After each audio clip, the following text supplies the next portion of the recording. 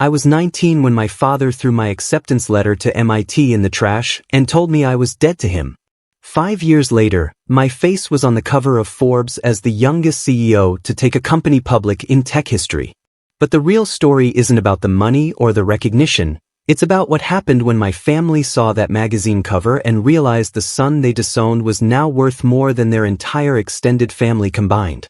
My name is Marcus Chen, and I grew up in a traditional Chinese-American household in Flushing, Queens, where family honor meant everything and disappointing your parents was worse than death. My story begins with a secret that would either destroy my family or set me free. I just never imagined it would do both. The day I walked into my cousin Kevin's engagement party at the Golden Phoenix Banquet Hall, I was carrying more than just congratulations. I was carrying 5 years of built-up anger, a Forbes magazine with my face on it, and a truth about our family's perfect golden boy that would change everything. But I'm getting ahead of myself. See, in Chinese families like mine, there's always a hierarchy. There's the favorite son who can do no wrong, the dutiful daughters who smile and nod, and then there's the disappointment. That was me. At least, that's what they thought until Forbes decided to tell a different story. What my family didn't know was that their biggest shame was about to become their biggest regret, and the cousin they'd held up as the perfect example for years was hiding something that would make my so-called failures look like minor infractions. Sometimes the truth doesn't set you free. Sometimes it burns down everything you thought you knew about the people who were supposed to love you unconditionally. This is that story.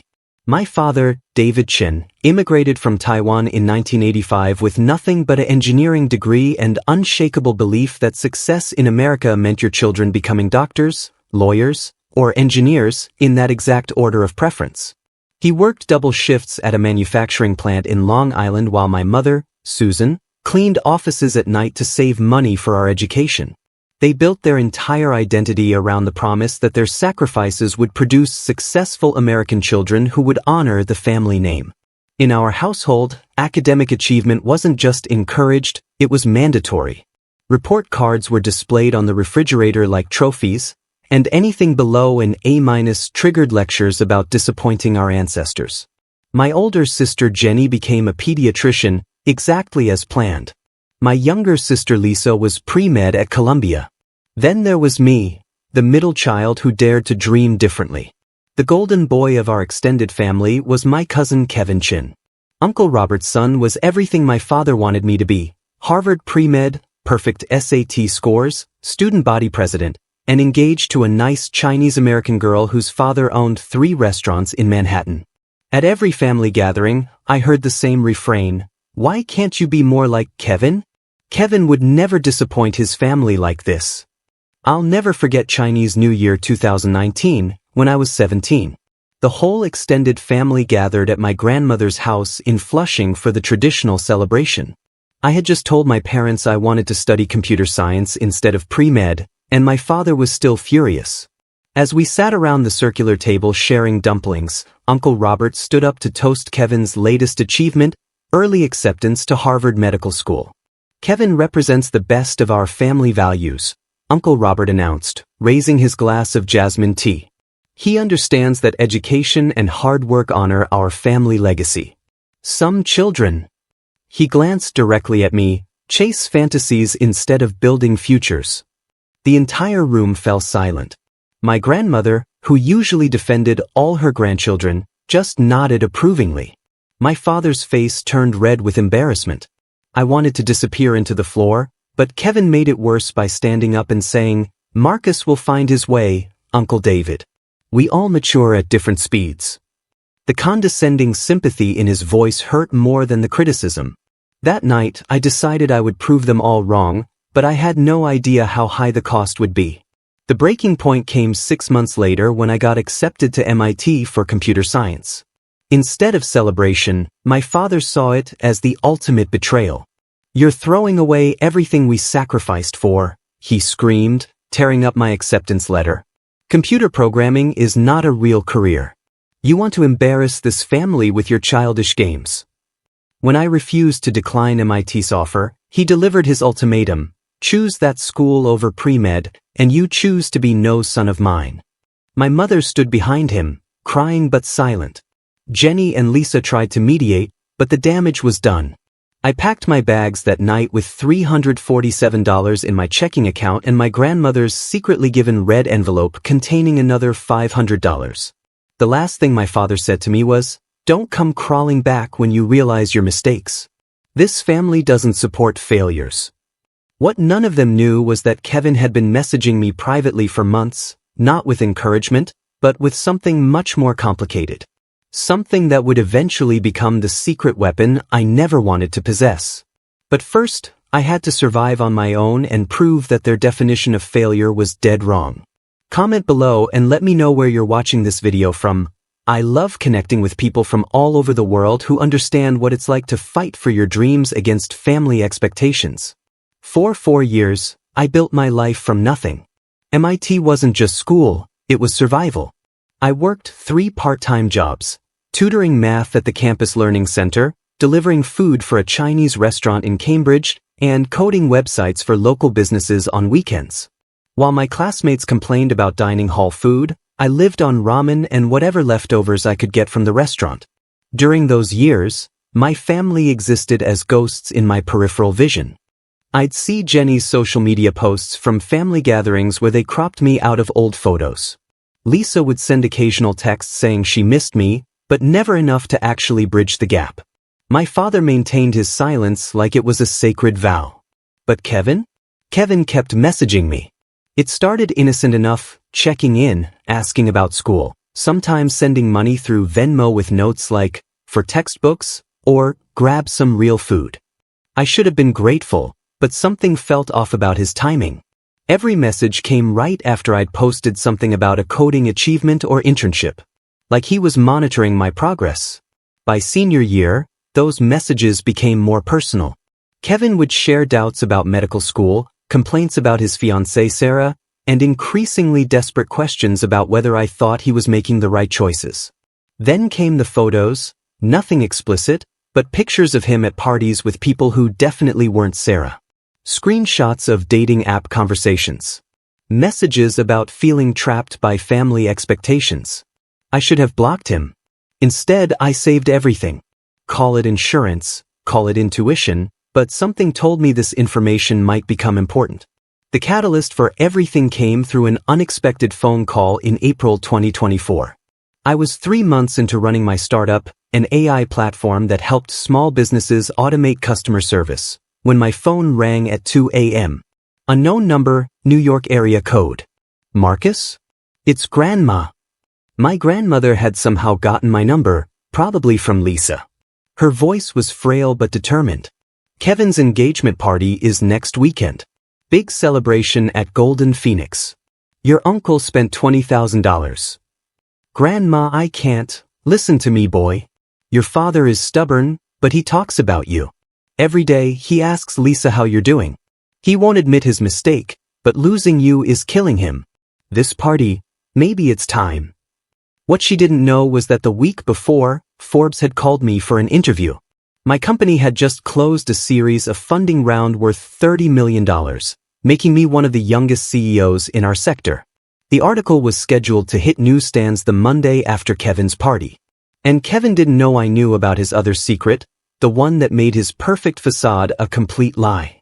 The Golden Phoenix was exactly as I remembered: red carpets, golden dragons painted on mirrors, and circular tables packed with relatives I hadn't seen in 5 years.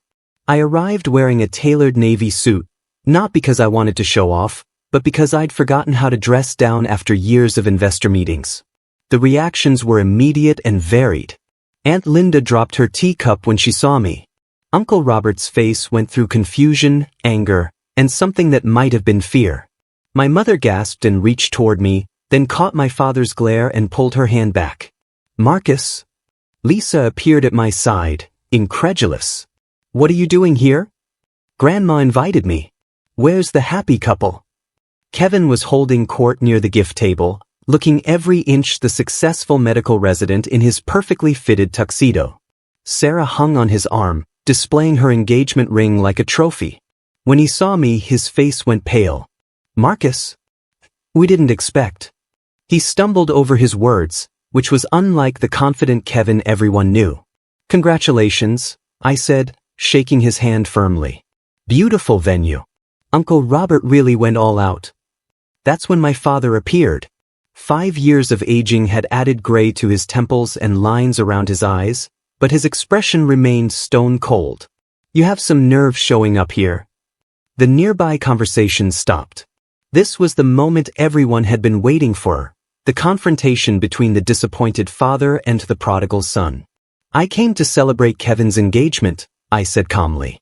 Family is family, right? Family. His voice rose. You chose to abandon this family. You chose your selfish dreams over honor and respect. Uncle Robert stepped closer, sensing drama. David, maybe we shouldn't do this here. No, my father continued, his voice carrying across the banquet hall. Let everyone see what happens when children think they know better than their parents. Look at him, probably unemployed, probably desperate. This is what happens when you chase fantasies instead of building real careers. The room was completely silent now. Even the waitstaff had stopped serving to watch the show. That's when I smiled. Because in my jacket pocket was a copy of next week's Forbes magazine, and in my phone were dozens of messages that would destroy their golden boy's perfect image forever. If you're enjoying this story, hit that subscribe button and help us reach 1,000 subscribers. Your support means everything and helps us keep sharing real stories like this one. I was about to give my family exactly what they asked for, the truth about success and failure. They just weren't going to like which son turned out to be which. You're right, Dad, I said, loud enough for the entire banquet hall to hear. Let everyone see what happens when children chase their dreams. I reached into my jacket and pulled out the advance copy of Forbes magazine. The cover showed my face next to the headline, the 24-year-old CEO who's revolutionizing AI, Marcus Chen's $30 million success story. The silence in the room became deafening. I watched my father's face cycle through confusion, disbelief, and something that might have been recognition. Uncle Robert grabbed the magazine from my hands, his mouth falling open as he read. This can't be real, my father whispered. It's real, I said. The article goes live Monday. My company just went public. I'm worth about $47 million as of Friday's closing bell. I looked around the room at all the relatives who had written me off. So let's talk about family honor and what it really means. My mother stepped forward, tears streaming down her face. Marcus, baby, we didn't know. Of course you didn't know, I interrupted. You cut me off, remember? But that's not why I'm here. I turned to face Kevin, who looked like he was about to be sick. I'm here because I think it's time we talked about what success really looks like in this family. Kevin's grip on Sarah's hand tightened. Marcus, whatever you're thinking, I'm thinking, I said, pulling out my phone, that Sarah deserves to know who she's really marrying before she makes the biggest mistake of her life. The room erupted in whispers. Sarah looked between Kevin and me, confusion replacing her earlier joy. What's he talking about, Kevin? Kevin's face had gone completely white. Sarah, he's just trying to cause trouble because he's jealous? Jealous? I laughed. Of what? Your medical residency at Mount Sinai that you've been failing for 6 months? Or maybe your engagement to Sarah while you've been messaging men on dating apps and hooking up with guys in hospital supply closets. The explosion of gasps and shocked voices filled the Golden Phoenix. Sarah dropped Kevin's hand like it was on fire. Uncle Robert stepped toward me, his face twisted with rage. How dare you come here and spread lies about my son? They're not lies, I said, holding up my phone. Kevin's been messaging me for 2 years. Confessing everything. Looking for advice from his gay cousin about how to come out to the family. I looked directly at Kevin. Except I'm not gay, Kevin. I just never corrected your assumption because I was curious where it would lead. Sarah was backing away from Kevin, her face a mask of betrayal and horror. Kevin? Is this true? Kevin looked around the room at his family's shocked faces, then at Sarah's devastated expression. For a moment, I almost felt sorry for him. Almost. I can explain, he stammered. Explain what? Sarah's voice cracked. Explain how you've been living a lie our entire relationship? Explain how you let me plan a wedding while you were... She couldn't finish the sentence.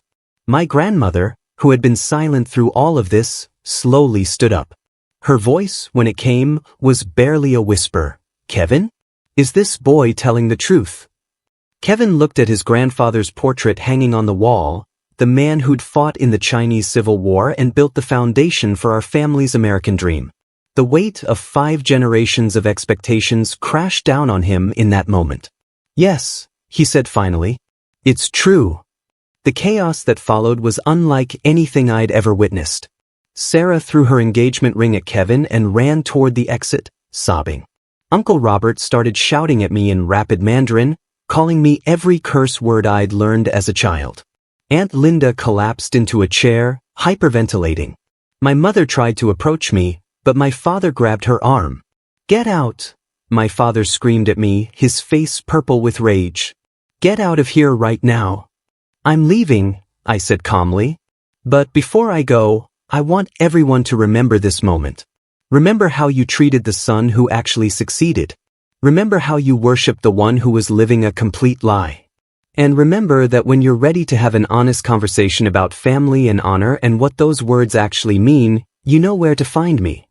I walked toward the exit, the crowd parting like the Red Sea. At the door, I turned back one last time. Kevin was standing alone in the center of the room, his perfect facade finally shattered. My father was staring at the Forbes magazine like it might disappear if he looked away. "Oh, and Dad," I called out. "That MIT education you said would destroy my future? It just made me richer than everyone in this room combined. Thanks for the motivation."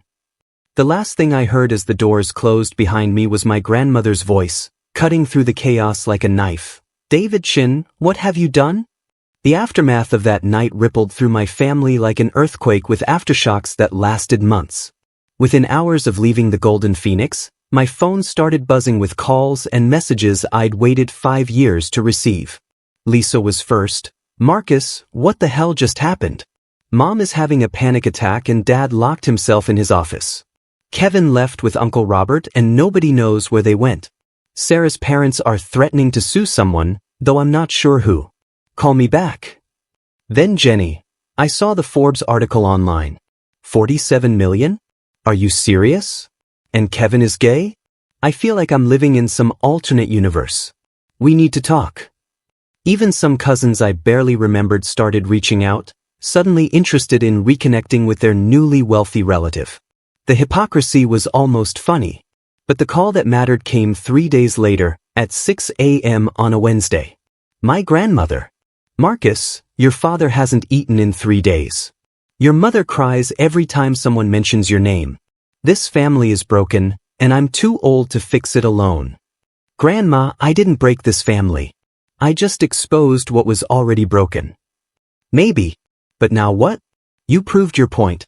You showed everyone that success isn't what they thought it was. Your cousin Kevin is in therapy, trying to figure out how to live an honest life for the first time in 24 years. His engagement is over, his medical career is in shambles because he's been failing his residency for months, and your Uncle Robert won't speak to anyone. Are you satisfied?" Her question hit harder than I expected. Was I satisfied? The revenge had felt sweet in the moment, but watching my family implode wasn't bringing me the peace I thought it would. "What do you want me to do, Grandma?" "I want you to be the better man. I want you to remember that family isn't just about who's right or wrong. It's about who's willing to forgive." 2 weeks later, I got an unexpected visitor at my Manhattan office. Kevin walked in looking like he'd aged 5 years in 5 weeks. Gone was the confident medical student. In his place was someone who looked genuinely broken. "I deserve everything that happened," he said without preamble. "But I need you to know something. Those messages I sent you? They weren't just about being gay. They were about being jealous of your courage." I leaned back in my chair, studying his face. "My courage? You walked away from everything because you believed in yourself. I stayed because I was too scared to disappoint anyone. Do you know what it's like to live every day as someone you're not? To be engaged to a woman you care about but can't love the way she deserves? To be failing at a career you never wanted because you're too depressed to function?" For the first time since our confrontation, I felt something other than anger toward Kevin. Why didn't you just tell the truth years ago? Because I was a coward. Because it was easier to let everyone think I was perfect than to risk losing their love. Because I watched what happened to you when you disappointed Dad, and I couldn't handle that kind of rejection. We sat in silence for a moment. Outside my office window, Manhattan hummed with its usual energy, completely indifferent to our family drama. "What are you going to do now?" I asked. "I dropped out of medical school. I'm seeing a therapist. I'm trying to figure out who Kevin actually is underneath all the expectations." He paused. "I'm also trying to make amends. Starting with Sarah, though she won't take my calls. And ending with you." "What kind of amends?" "I told Uncle Robert and your father the truth about everything. About how I've been failing medical school, about the money I borrowed from my trust fund to keep up appearances, about the depression I've been hiding for years. I told them that you were the only one in the family brave enough to live authentically, and they were idiots for not seeing it." That was the beginning of the unexpected twist I never saw coming. Kevin's honesty opened floodgates I didn't know existed. Over the following months, other family secrets started surfacing. Uncle Robert admitted he'd been struggling financially for years and had borrowed against his house to pay for Kevin's medical school and the engagement party. Aunt Linda revealed she'd been secretly proud of my success and had been following my company's progress online. Even my father's business partner came forward to say Dad had been bragging about my Forbes article to customers, despite maintaining his public stance of disappointment. The real breakthrough came 6 months later, during Chinese New Year 2025. I hadn't planned to attend the family gathering, but my grandmother called with news I couldn't ignore. "Your father had a heart attack last week. Nothing serious, but it made him think about mortality. He wants to see you." I found him in his hospital room, looking smaller than I remembered. The man who had seemed so imposing, so certain of his judgments, looked fragile in his hospital gown. "The doctor says I need to reduce stress," he said without looking at me.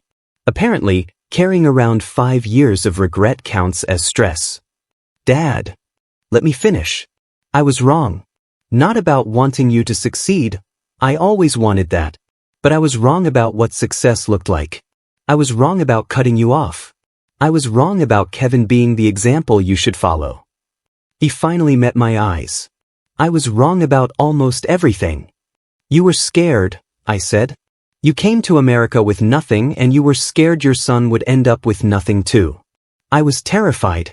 But fear doesn't excuse what I did to my own child. Can you forgive a stubborn old man who confused love with control?" The conversation that followed was the most honest one we'd ever had. He told me about the nightmares he'd had about me being homeless and struggling. I told him about the years I'd spent angry and determined to prove him wrong. We both cried. We both apologized. We both agreed that our family had confused success with appearance for too long. As for the grand gesture, Uncle Robert had spent $20,000 on the engagement party that ended in disaster. He got a partial refund from the Golden Phoenix, but more importantly, he used the experience to reevaluate his own relationship with money and status. He and Aunt Linda downsized their house and started living within their means. Uncle Robert even asked me for business advice, which felt surreal but genuine. Kevin eventually found his path too. He switched careers to social work, specifically helping LGBTQ+ youth in immigrant families navigate coming out. He's been dating a social worker named David for 8 months now, and for the first time in his life, he seems genuinely happy. Sarah, after the initial shock, actually thanked him for the honesty and has moved on to someone who can love her authentically.